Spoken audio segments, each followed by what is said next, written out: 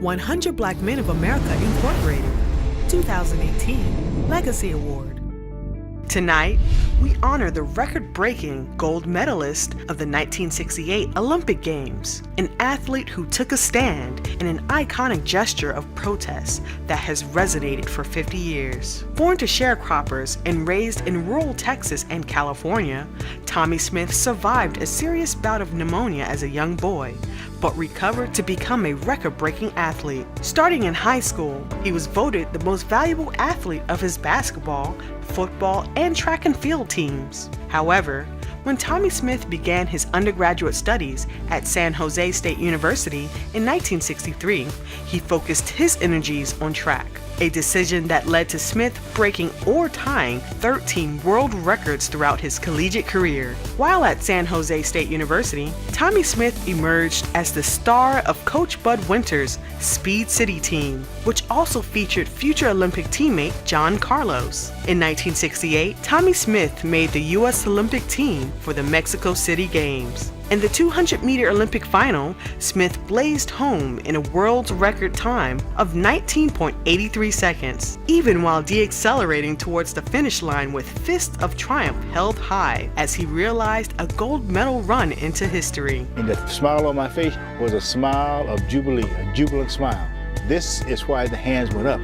I had beat the best men in the world, period, until I realized that, oh, now it's over.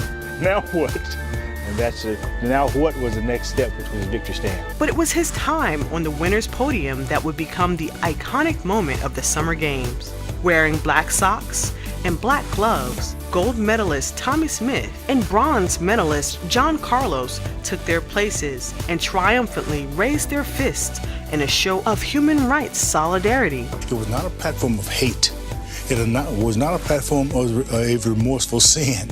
It was a cry for freedom coming from a young 24-year-old's lips, a need to survive without war. The fallout was harsh, with the International Olympic Committee determining that the Games were no place for such political display. Tommie Smith and John Carlos were forced to return their medals and leave the Olympic Village. The men were heavily criticized in some outlets for their quoted militant exhibition and received death threats for their silent gesture, and others offered praise for their courageous stance. It was a backlash even before I got to Mexico City because this was not a spur-of-the-moment ordeal.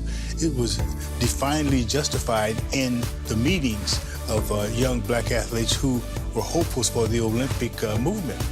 And because I was on the platform to start this at San Jose State University a year before the Olympic Games, it was organized with finality, justification, and pride.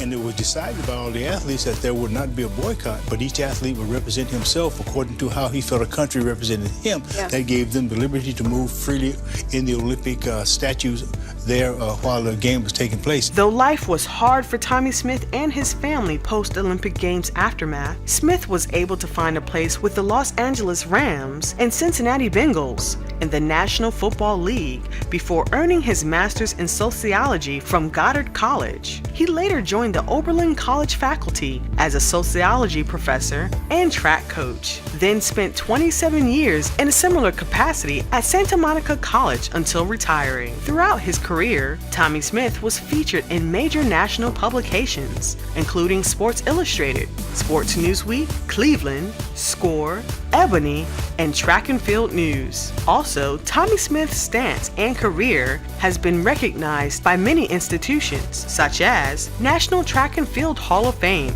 the California Black Sports Hall of Fame, and he has received an honorary doctorate from San Jose State University. As a writer and educator, Dr. Smith continues to travel throughout the world, conducting seminars, clinics, and sharing his life experiences and lessons. And my hope is that conversation will bend the rules to the betterment of factual growing. You know, it's a grassroots now.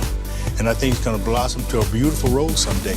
But we still have to till it. We still have to till it. Congratulations to an Olympic hero, activist, and humanitarian, living legend, American hero, our hero, Dr. Tommie Smith, the recipient of the 2018 Legacy Award. To become the gold medalist 50 years ago, on his 50th anniversary, we're proud to name him our Legacy Award winner. Tommy, please join us here. His autobiography, Silent Gesture, tells it all, and he has his youth initiative with our Bay Area, where he's a member of the Bay Area chapter, but he has spent years and he expanded his program through the Northern California and Washington, D.C. area with his youth initiative. Again, please join us in celebrating our Legacy Award winner on his 50th anniversary of breaking the world record and the gold medal.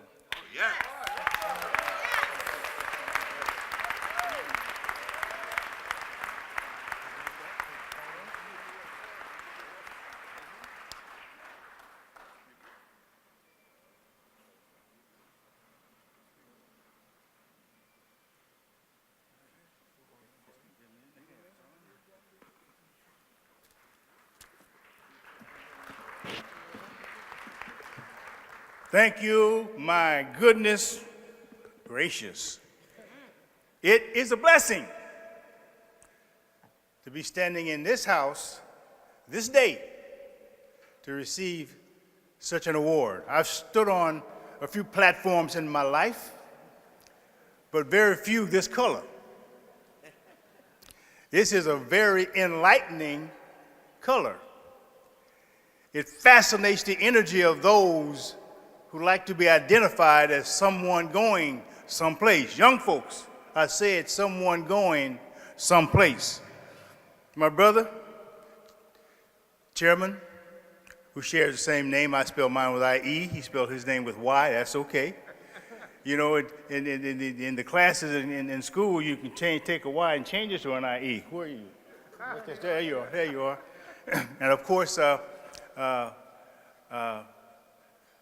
Vice Chair Dotson and the plethora of yeomen back in these two. It is an honor to receive this award. Order my steps, dear Lord, in your word, your spirit. Our chairman said the other day something like, we must get off of our assets and teach in the classes of the 100. That's close enough. You know, it's very difficult sometimes. It's kind of tiring, but I ain't no ways tired. We've come too far. We've come too far to where we started from. It reminds me of that 200-meter race when I had an injured groin area pull. I had to run against some of the fastest people in the world. And I said, God, you did it. Now deliver me. He didn't do a bad job. I got on a victory stand where I was destined to be. I didn't know it, but it made history. And I live that history every day with the youth of this country. It's a pastime of mine to become a life of Tommy Smith.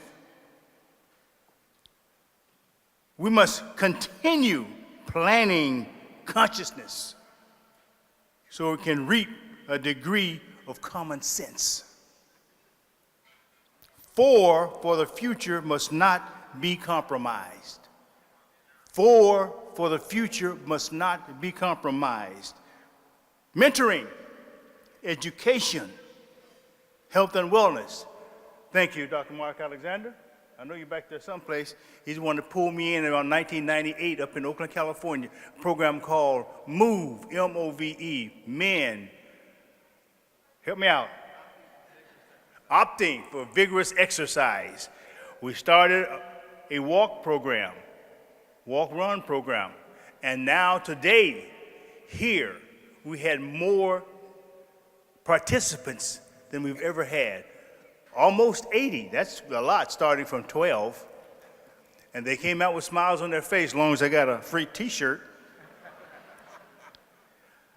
Once again, the 100 Black Men National, I thank you for this very cherished award, and I'll guard it with the young folks of this country. Thank you.